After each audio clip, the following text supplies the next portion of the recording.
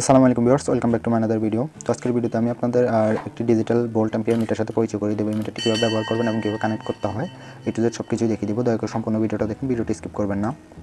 তো এই মিটারটির সাথে আপনারা দুটো কেবল পেয়ে যাবেন, একটি হচ্ছে অ্যাম্পিয়ার পরিমাপের জন্য আর একটি হচ্ছে ভোল্ট পরিমাপের জন্য। তো আমি ভোল্ট পরিমাপটি প্রথম কানেক্ট করে নিচ্ছি।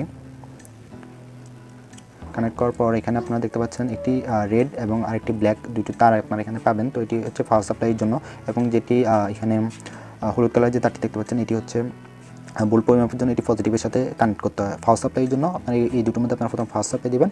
পাওয়ার সাপ্লাই দেওয়ার পর ব্যাটারির পজিটিভ অংশের সাথে জাস্ট এটাকে কানেক্ট করে দিলে ভোল্টেজটা আপনারা সঠিকভাবে পেয়ে যাবেন। তো আমি পাওয়ার সাপ্লাইয়ের জন্য এখানে 5 ভোল্ট নিয়ে নিয়েছি। 5 ভোল্ট কানেক্ট করে মিটারটি অন করে দেখাচ্ছি আপনাদের। 5 ভোল্টের সাথে 5 ভোল্ট এবং নেগেটিভের সাথে 5 ভোল্ট পজিটিভের সাথে পজিটিভ কানেক্ট করে দিয়েছি, এবং নেগেটিভের সাথে নেগেটিভটা সঠিকভাবে কানেক্ট করার সঙ্গে সঙ্গে দেখতে পাচ্ছেন মিটারটি অন হয়ে গেছে।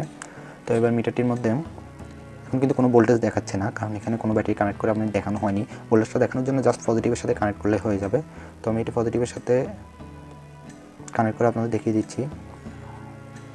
সঠিকভাবে কানেক্ট করতে না পারলে ভোল্টেজটা ঠিকভাবে দেখাবে না। দেখতে পাচ্ছেন এখানে আমি একসাথে দুটোকে কানেক্ট করে দিচ্ছি। এখানে সরাসরি এখানে 5 ভোল্ট দেখাচ্ছে, আপনারা দেখতে পাচ্ছেন। অর্থাৎ এখান থেকে যে 5 ভোল্ট আউটপুট আসছে সেটা এখানে মিটারটি নিশ্চিত করেছে। তো আমি ডিজিটাল মিটার দিয়ে আপনাদের মেপে দেখিয়ে দিচ্ছি এটি 5 ভোল্ট কিনা।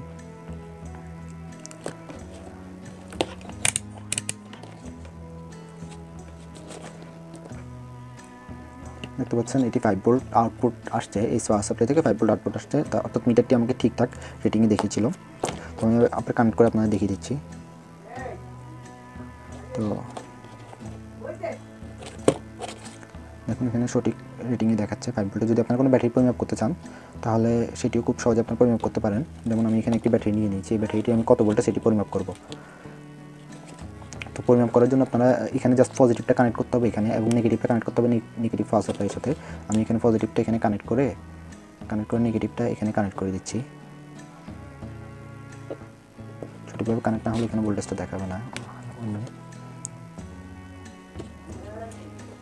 এখানে দেখতে পাচ্ছেন ব্যাটারিতে কত ভোল্টেজ আছে সেটি এখানে দেখিয়ে দিচ্ছে। এখানে 3 ভোল্ট 3.5 ভোল্ট পর্যন্ত আছে, এগুলো 3.7 ভোল্টের ব্যাটারি।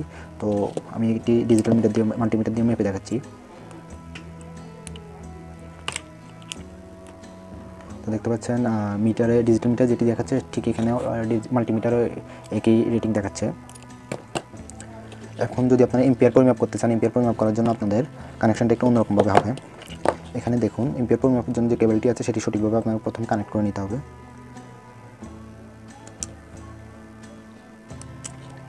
এটিকে একটু ক্লিপের মতো একটা অপশন দেওয়া আছে, এখানে একটু ক্লিক করে তারপর এটাকে কানেক্ট করতে হবে। তো কানেকশনটা সঠিকভাবে হয়ে গেলে আপনারা এখানে একটু এই জিনিসগুলো একটু লক্ষ্য রাখবেন। এটি হচ্ছে পজিটিভ এবং এটি হচ্ছে নেগেটিভ। তো এখানে সংযোগের সময় এটি নেগেটিভ হয়ে যাবে, এবং নেগেটিভ তারটা আমরা এখানে নেগেটিভের সাথে এভাবে দিয়ে দেবো। নেগেটিভের সাথে দিয়ে এখানে নেগেটিভ ফার্স্ট সাপ্লাইয়ের সাথে কানেক্ট করে দেবো, এবং পজিটিভ অংশটি পজিটিভের সাথে ভোল্টেজটা দেখাচ্ছে। এবার এম্পিয়ার কীভাবে দেখবে? এম্পিয়ার দেখার জন্য এটি থেকে নেগেটিভ পাবেন এবং এখান থেকে পজিটিভ নিতে হবে। অর্থাৎ এই যে তারটি এটি এখন নেগেটিভে কনভার্ট হয়ে গিয়েছে, এখান থেকে আপনারা নেগেটিভ পাবেন। এখানে পাওয়ার সাপ্লাই নেগেটিভ কানেক্ট করতে হবে, আপনারা যে জিনিসটা চালাতে চাচ্ছেন তার নেগেটিভ, এবং এখানে পজিটিভটা কানেক্ট করতে হবে, তাহলে আপনারা এখানে রেটিংটা পেয়ে যাবেন। তো আমি সাধারণ একটি মোটর নিয়ে নিয়েছি, এই মোটরটি আমি কানেক্ট করে দেখাবো এটি কত অ্যাম্পিয়ার খরচ করছে। তো এটি পজিটিভ, একটি অংশ পজিটিভের সাথে এবং নেগেটিভ অংশটি এখানে কানেক্ট করার সঙ্গে সঙ্গে এটি কত অ্যাম্পিয়ার খরচ করছে সেটা দেখিয়ে দেবে। আপনারা দেখতে পাচ্ছেন এটি 0.15 এম্পিয়ার এখানে খরচ হচ্ছিল, এটি এখানে দেখিয়ে দিচ্ছে। আশা করি আপনারা বিষয়টি সহজে বুঝতে পেরেছেন।